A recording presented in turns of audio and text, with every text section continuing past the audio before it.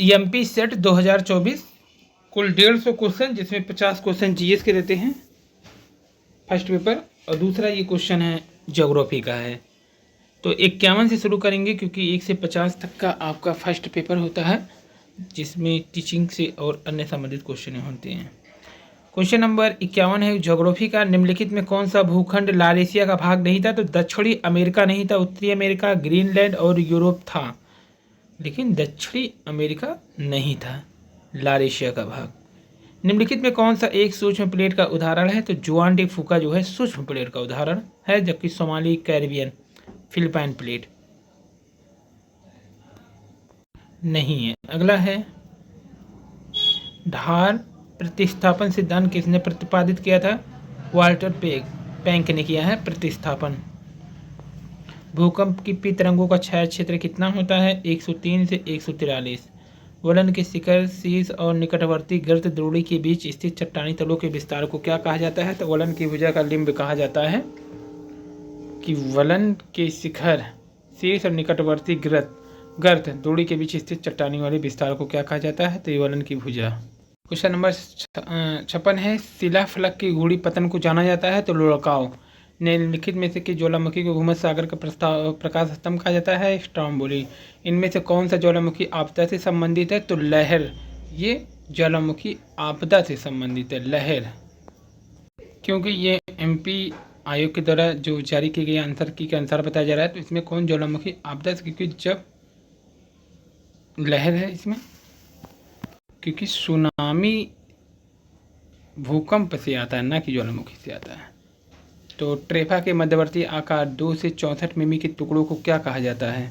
तो लैपली कहा जाता है। जो ट्रेफा के आकार के मध्यवर्ती 2 से 64 मिमी के टुकड़े होते हैं उन्हें लैपली कहा जाता है। डब्ल्यू पैंक के अनुसार निम्नलिखित में कौन सा स्तर रूप अपवर्तन चक्र के अंतिम उत्पाद का प्रतिनिधित्व करता है? इंद्रम करता है डब्ल्यू पैंक। क्वेश्चन नंबर 61 है सौर स्पेक्ट्रम की कितनी ऊर्जा अवरक्त किरणों द्वारा वहन होती है? तो 41% ऊर्जा अवरक्त किरणों द्वारा वहन होती है सौर स्पेक्ट्रम की, 41% ऊर्जा। अब है निम्नलिखित को पढ़िए। दिन के समय ऊपर की ओर चलने वाली हवा को केटाबेटिक हवा कहते हैं। सर्दियों में फान पवन के आगमन के बाद सर्दियों की घाटियां जलवायु के लिए मरुज्ञान बन जाती है। ये दूसरा सही है, पहला नहीं। घाटी समीर को अनाबेटिक बोलते हैं, जबकि पर्वत समीर को केटाबेटिक बोलते हैं। तो घाटी समीर को अनाबेटिक कहते हैं। अनाबेटिक ग्रीक भाषा का अर्थ है जिसका अर्थ होता है ऊपर की ओर चढ़ना, यानी जब ऊपर चढ़ेगा तो अनाबेटिक होता है, यानी ऊपर की ओर चलना, जिसका अर्थ होता है ग्रीक भाषा में। अब घाटी समीर या ऊपरमुखी समीर पर्वतीय समीर या अधोमुखी समीर कहलाता है। वहीं पर्वत समीर को केटाबेटिक भी कहते हैं। पर्वत समीर को देखिए यहाँ पे बताया गया केटाबेटिक भी कहते हैं। केटाबेटिक ग्रीक भाषा का शब्द है जिसका अर्थ होता है नीचे की ओर उतरना, नीचे की ओर उतरना, इसलिए गलत हो गया वहाँ पे। ग्रीक भाषा में केटाबेटिक अर्थ होता है नीचे की ओर उतरना। पर्वत और घाटी समीर उच्च पर्वतीय भागों में प्रत्येक मौसम में विकसित होते हैं। पर्वत और घाटी समीर के दैनिक चक्र के कारण घाटी में तापीय प्रतिलोमन होता है, जिसे घाटी या प्रतिलोमन कहते हैं। इसलिए 62 नंबर के क्वेश्चन में दिन के समय ऊपर की ओर चलने वाली पवन को केटाबेटिक नहीं बल्कि एनाबेटिक कहते हैं। एनाबेटिक समीर कहते हैं। एनाबेटिक का मतलब घाटी समीर होता है। और सर्दियों में फान के पवन आगमन के बाद स्विट्जरलैंड की घाटियां जलवायु के लिए मरुज्ञान बन जाती है। ये सही हो गया, एक सही एक गलत है। निम्नलिखित में गैसों में किसका निचले वायुमंडल के संगठन में अन्य गैसों से कम हिस्सा है? तो O3 का निचले वायुमंडल में किसका निचले वायुमंडल के अन्य गैसों से कम हिस्सा है? तो ओजोन का कम हिस्सा है। निम्नलिखित में किसमें जलवायु परिवर्तन का कार्बन डाइऑक्साइड का सिद्धांत प्रतिपादन किया? तो चैम्बरलेन ने जलवायु परिवर्तन का कार्बन डाइऑक्साइड सिद्धांत प्रतिपादन किया है। निम्नलिखित में कौन सा एक गलत सुमेलित है? तो CFA कोई शुष्क मौसम नहीं, गर्मियाँ गर्म सही। DF शुष्क सर्दी और अत्यधिक तीव्र, ये भी सही है। DWS निम्न में अक्षांश का शुष्क और सूखा, ये भी सही। CBD शुष्क और गर्म, यही गलत है। 66 नंबर समताप मंडल में सामान्य बहुत कम जलवायु से धूल होती है। ओजोन के अणु समताप मंडल को गर्म करते हैं जिससे ऊंचाई के साथ तापमान बढ़ता है, दोनों सही है। समताप मंडल में सामान्यतः बहुत कम जलवायु से धूल होती है। ओजोन के अणु समताप मंडल को गर्म करते हैं जिससे ऊंचाई के साथ तापमान बढ़ता है, दोनों सही। निम्नलिखित में कौन सा भेड़ के बादल के रूप में जाना जाता है? अल्टो क्यूमुलस बादल को भेड़ बादल के रूप में जाना जाता है। ऊंचाई बढ़ने के साथ वायुदाब कम हो जाता है, सही है।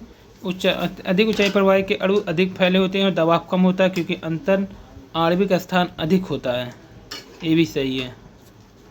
वर्षा के निर्माण के टकराव संलयन सिद्धांत का प्रतिपादन E.G. बोवेन ने किया है। निम्नलिखित में कौन पूर्णतः मानव जनित ग्रीन हाउस है? क्लोरोफ्लोरोकार्बन। महासागरीय जल का सतह के तापमान पर निम्न में से किस कारक का प्रभाव नहीं पड़ता है? महासागरीय गर्त का।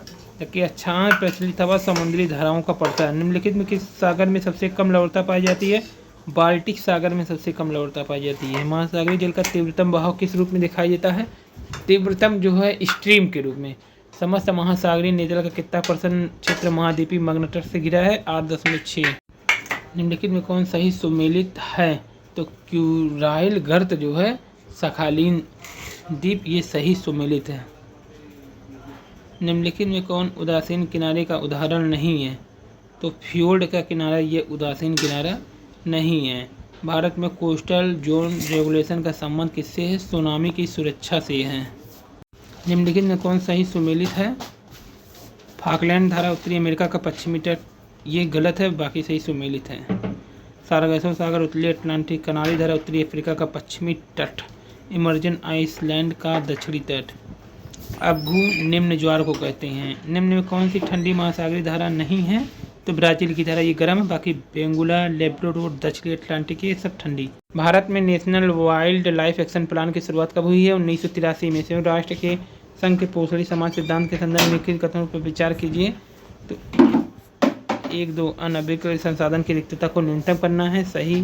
पृथ्वी की पोषण क्षमता का अनुरक्षण करना है, दोनों सही है। निम्नलिखित में समपोषणी समान सिद्धांत, अनवीकरणीय संसाधनों की रिक्तता को न्यूनतम करना, क्योंकि जो नवीकरण है उनका ज़्यादा प्रयोग किया जाएगा, अनवीकरण का। और सिविलाइजेशन एंड क्लाइमेट नामक पुस्तक एल्बर्ट हंटिंगटन का है। पारिस्थितिक तंत्र की अस्थिरता के संदर्भ में निम्नलिखित कथन पर विचार कीजिए। तो 1, 2, 3 जीव जंतुओं की मौलिक प्रजातियों का विनाश करके, पर्यावरणीय प्रक्रमों में हस्तक्षेप करके, किसी क्षेत्र में किसी विदेशी जंतु या पौधों का प्रवेश कराकर जो पहले से उस क्षेत्र के मूल निवासी नहीं है। 1, 2, 3 है पारिस्थितिक तंत्र की अस्थिरता इसी से होती है जीव जंतुओं की मौलिक प्रजातियों का विनाश होने से, पर्यावरणीय प्रक्रम में हस्तक्षेप, और जब कोई विदेशी जंतु का प्रवेश होता तो। मिलान करना है। पम्पास का AP 3 जाएगा, दक्षिणी अमेरिका, स्टेपी पूर्वी यूरोप, मध्य एशिया, डाउन्स जो है चला जाएगा आपका न्यूजीलैंड, पेरी चला जाएगा उत्तरी अमेरिका में। जल प्रदूषण की दृष्टि से क्षिप्रा नदी के संदर्भ में निम्नलिखित कथन पर विचार करना है। तो उज्जैन नगर की सीमा में नदी का जल E श्रेणी का है, सही है। इससे वांछित क्षेत्र को C श्रेणी है, ये भी सही है। और जब पारिस्थितिक तंत्र में वृहद स्थिति व्यवधान या अव्यवस्था के बाद प्राकृतिक पारिस्थितिक तंत्र में स्थिरता स्थापित हो तो ऐसी स्थितियों को क्या कहते हैं? इसी को बोलते हैं प्रत्यास्था स्थिरता। निम्नलिखित में कौन सा एक हरित गृह गैस नहीं है? तो H2 नहीं है। निम्नलिखित में कौन एक मुद्दा रियो डी जेनेरो सम्मेलन के प्रमुख 5 मुद्दों में शामिल नहीं है? तो कार्बन डाइऑक्साइड के उत्सर्जन की मात्रा का निर्धारण, ये 5 मुद्दा में नहीं है रियो डी जेनेरो में। बाकी भूमंडलीय तापमान, वन संरक्षण और एजेंडा 21 है, लेकिन कार्बन डाई का वाला नहीं है। 90 है पर्यावरण से संबंधित निम्नलिखित सम्मेलन का आयोजन वर्ष के आधार पर आरोही क्रम में चुनिए। तो आरोही में पहले 4 आ जाएगा, वियना आ जाएगा कन्वेंशन, फिर मॉन्ट्रियल आ जाएगा, तब आपका आ जाएगा टोरंटो, तब आ जाएगा पृथ्वी सम्मेलन। जनसंख्या वृद्धि को प्रभावित करने वाले निम्नलिखित कारकों में से कौन सा एक कारक भौगोलिक कारक नहीं है? तो खनिज नहीं है, जो कि जलवायु, जल की उपलब्धता, मिट्टी है। जनसंख्या संक्रमण सिद्धांत के संदर्भ में कौन सा कथन सही नहीं है? तो इसमें ये भी नहीं सही है। ये है इसका उपयोग किसी क्षेत्र के भविष्य की जनसंख्या का वर्णन की और भविष्यवाणी करने के लिए किया जा सकता है, सही है। इसके अनुसार किसी पद्धति की जनसंख्या उच्च जन्म और उच्च मृत्यु से न्यून जन्म में तो जाती है, नहीं, ये गलत है।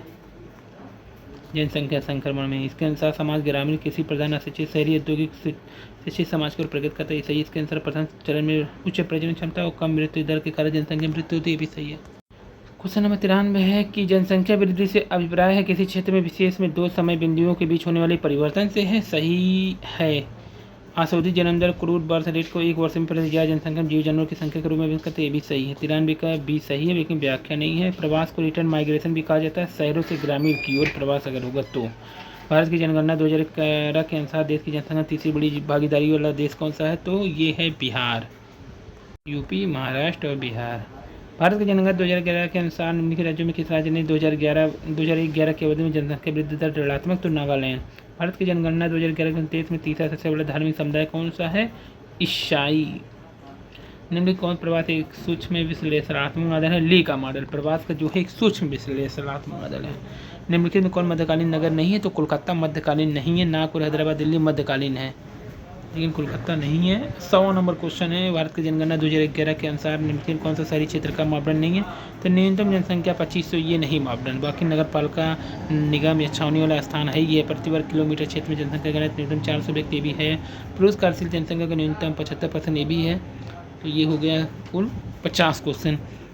कुल 150 क्वेश्चन में से 50 जीएस का, 50 ये हो गया ज्योग्राफी का, और नेक्स्ट वीडियो में 50 इसका किया जाएगा क्योंकि वीडियो बड़ा हो जा रहा है। ये था एमपी सेट 2024 का भूगोल का पेपर।